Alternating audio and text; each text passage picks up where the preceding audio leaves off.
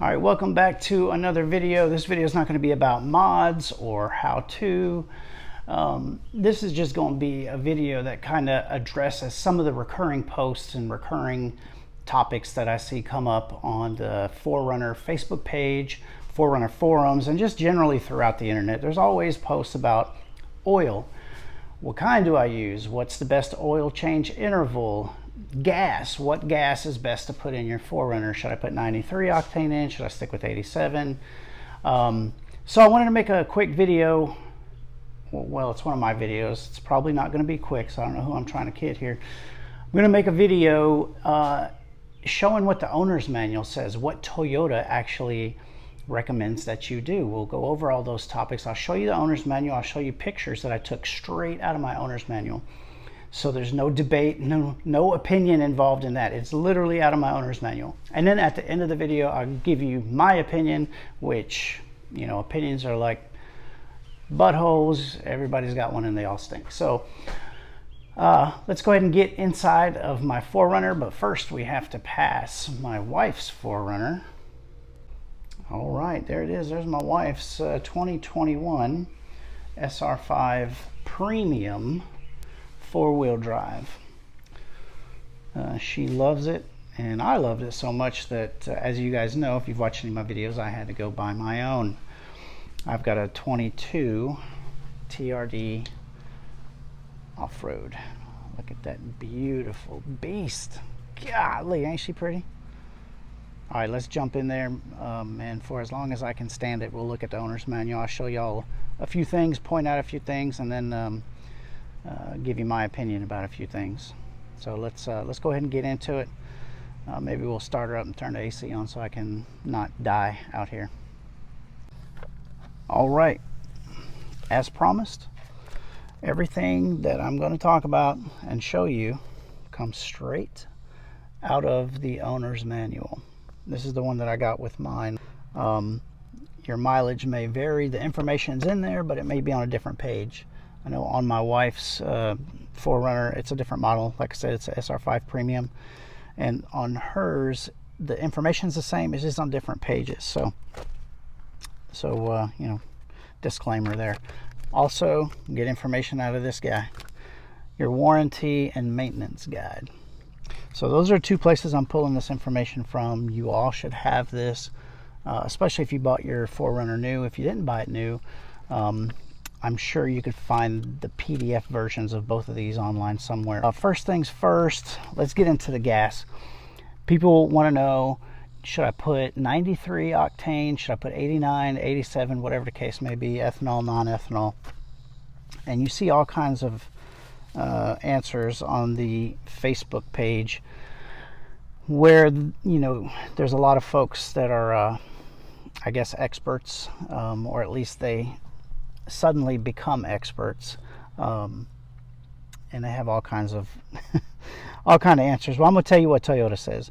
Toyota says use 87 octane or higher. That's what the verbiage says in the owner's manual. However, they do make a pretty strong recommendation to use top tier gas.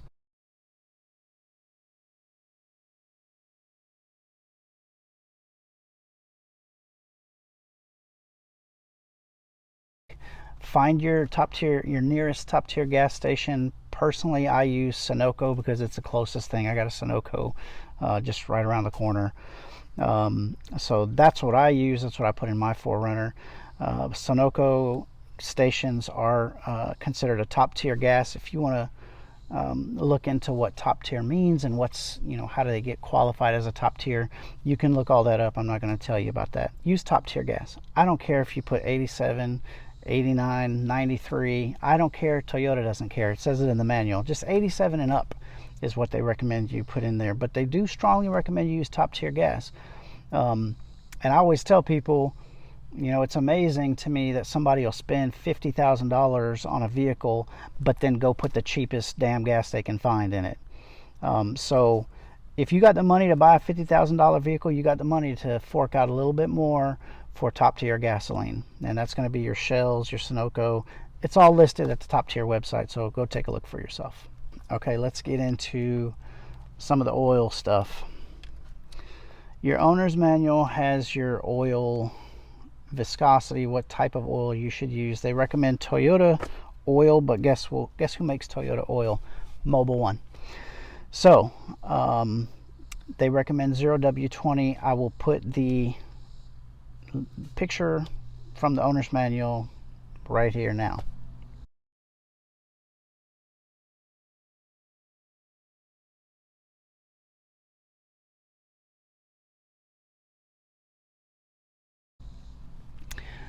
So put 020. It's on your oil cap too.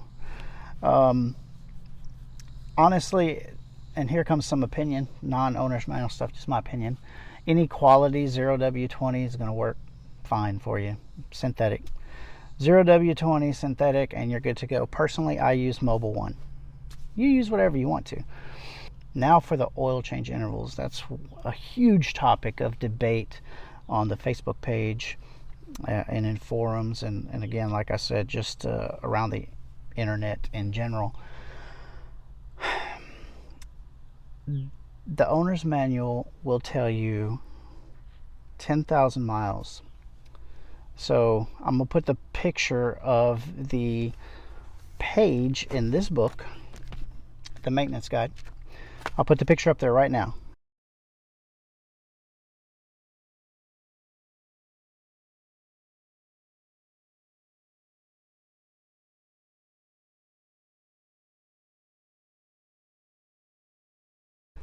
So as you can see, if you don't go under the special conditions, if you hold your hand up and you block from, you know, the right where it starts to talk about special conditions, at 5,000 miles, your first 5,000 miles, you don't have to change the oil, and it's going to continue like that about every 10,000 miles.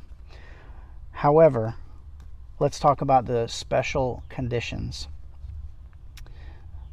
And I'm going to key in on a certain special conditions that I highlighted in the picture. I put a red box around it, and that's the excessive idling, excessive stop and go traffic, as in driving a taxi or being a food delivery person. So this is where it gets kind of murky and opinionated, right? Because your definition of excessive and my definition of excessive may be far apart. They may be close together, but point being, they're not going to be the same. So I'll tell you what my definition of excessive is. My wife goes and picks up my kid in the school pickup line. Her car is idling for quite some time waiting to pick him up. When I go to work, I work on an Air Force base that has a lot of traffic. A lot of people go in and out of that base every day. Most days I have to wait at the gate for 15, 20, sometimes maybe 30 minutes to get on base.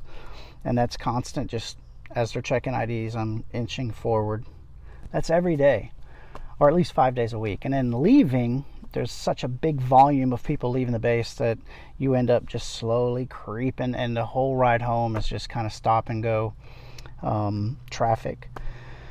So if you're doing that twice a day, 5 days a week, would you call that excessive? I do. When my wife is in the school pickup line 5 days a week, would you call that excessive? I do. I've never been to LA, never driven in LA traffic, but it looks like a lot of LA driving is stop and go on the interstate. So you really have to be honest with yourself and ask yourself, man, do I fit these special driving conditions? And if you're really honest with yourself, I bet you do. But I would be willing to bet that the majority of 4Runner drivers meet the conditions to be considered excessive idling, excessive stop and go, excessive short trips. So for that reason, I follow the owner's manual, or the maintenance guide, excuse me, and do my oil changes every 5,000 miles. But let's be honest, even if it didn't have that in owner's manual, I would still change my oil every 5,000 miles. And that's just based off of life experience. You know, I know I'm going to, in the comments of this video, people are going to argue with me. They're going to say I'm dumb, I'm wasting money, I'm wasting time changing my oil every 5,000 miles. Trust me, I've heard it all. You know, I'll be a boomer, which I'm not, I'm Gen X.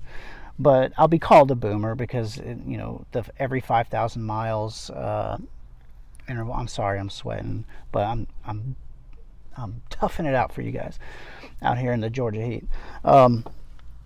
Anyway, I'll be crucified in the comments, just like the know-it-alls and the self-proclaimed experts and engineers.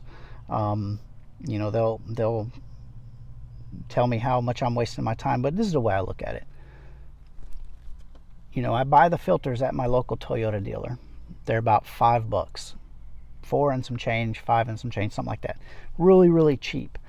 Right now, 5 quarts of Mobil 1 is going for about $30 at Walmart.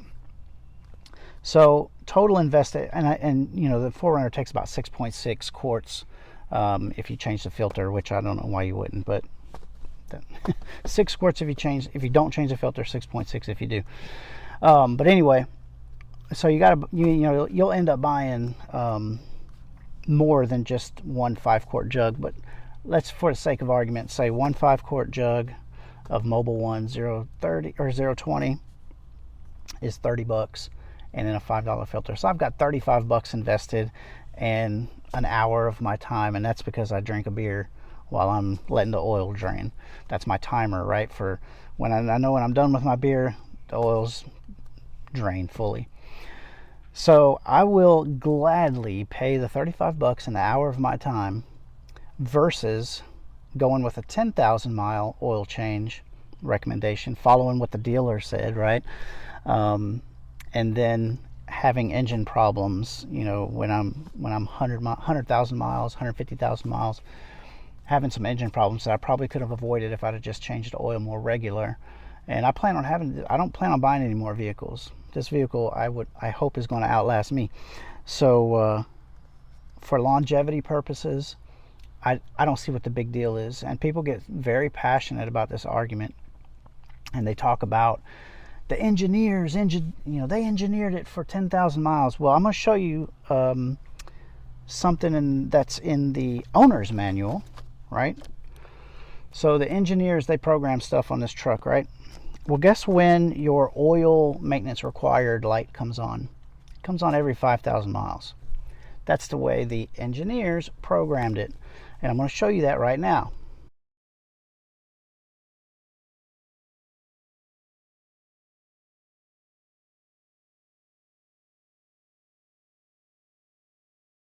So I ask you, especially you guys that are real passionate about changing your oil every 10,000 and anything less than that is a waste of time, why would the engineers program your oil light to come on every 5,000 miles? If it was so unnecessary, why wouldn't they program it for 10,000? So I don't know. Like I said, I've shown you hard proof, I guess, or whatever you want to call it, from the owner's manual, and I've also thrown in my opinion. Now, my opinion, like I said earlier in the video, or I think I said it, I don't remember what I say anymore, but you know, opinions are like buttholes. Everybody's got one and they all stink.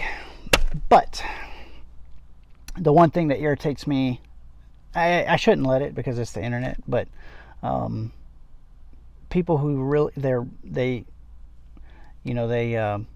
they claim to have some sort of background or some kind of degree or some kind of higher knowledge than the rest of us layman folks, right, about oil and how long it lasts and the chemical makeup of all different kinds of oil. And they get on these forums and Facebook pages and they just blast people. They crucify people. Oh, you boomer, that's old school, blah, blah, blah. You don't need to do it every 5,000. You're wasting money. You're wasting time. I mean, just say, you know, they just talk shit, right? Which, who cares? I mean, I put videos on YouTube. If you don't have a thick skin, you shouldn't be even messing with the internet. But I just wanted to address some of those things that I constantly see come up in the Facebook page, or Facebook 4Runner page, and then forums.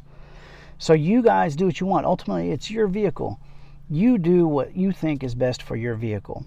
If you want to stick with the dealer recommendation and go every 10,000 miles or a year, hey, that's up to you, man. It's your vehicle.